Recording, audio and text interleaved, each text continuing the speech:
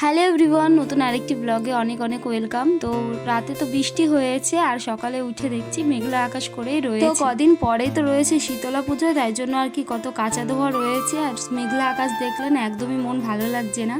তো ছেলেকে সিঁড়ির ওপর একটা খাবার দিয়ে বসিয়ে রেখে এখানে আমি দেখো রান্না করছি। এখানে বাঁধাকপির ঘ্যাট রান্না করেছি আর ভাতের ভেতর ছোট্ট একটা আলু সেদ্ধ দিয়েছি। সকালবেলাতে ছেলেকে খাইয়ে দেবো ওটা দিয়ে আর ডিম সেদ্ধ দিয়ে। আর দুপুরে রান্নার জন্য এই যে এঁচোড় রান্না করব, তাই সেদ্ধ বসিয়ে এখানে ছেলের সাথে একটু খেলে টেলে তারপরে আমি একটুখানি ফ্রিজটা পরিষ্কার করলাম। পুজোর যে দুদিন বাকি আছে সেই দুদিন আর ফ্রিজে আমিষ কিছু রাখবো না, সেই জন্য ফ্রিজটা পরিষ্কার করে রাখছি আগের থেকেই। ফ্রিজটা ভালোভাবে পরিষ্কার করা হয়ে গেছে আর ফ্রিজের যে র্যাকগুলো আছে সেগুলো এখন আমি সাজিয়ে রাখবো। ফ্রিজের একটা র্যাক আছে সেটা না লাগাতে পারিনি, তাই ইন্দ্র আসলে পারে লাগিয়ে দেবে। আর জানো তোমার ছেলের শরীরটা না একদমই ভালো যায় না, সেজন্য ওর জ্বর এসেছে, তাই ওর বাবাকে বলেছিলাম ওষুধ নিয়ে আসতে।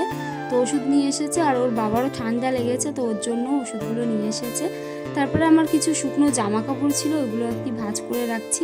এখনো অনেক কাপড় জামা ধোয়া বাকি আছে, তো বাইরের যেগুলো আছে সেগুলো অল্প অল্প করে ধুচ্ছি আর যেগুলো রেগুলার কাপড় হয় সেগুলো প্রতিদিনই ধুয়ে দিচ্ছি। শরীরটাও বেশি একটা ভালো নেই, তবে এই জামা কাপড় যদি বেশি হয়ে যায় ইন্দ্র একটু হেল্প করে, কিন্তু ওর শরীরটাও না ভালো নেই, ঠান্ডা লেগেছে, সেজন্য ও আমাকে হেল্প করতে পারছে না, তাই আমি নিজেই করে নিচ্ছি। দুপুরবেলাতে ও বললো ভাত খাবে না, তাই ওর জন্য চা আর রুটি নিয়ে এসেছি।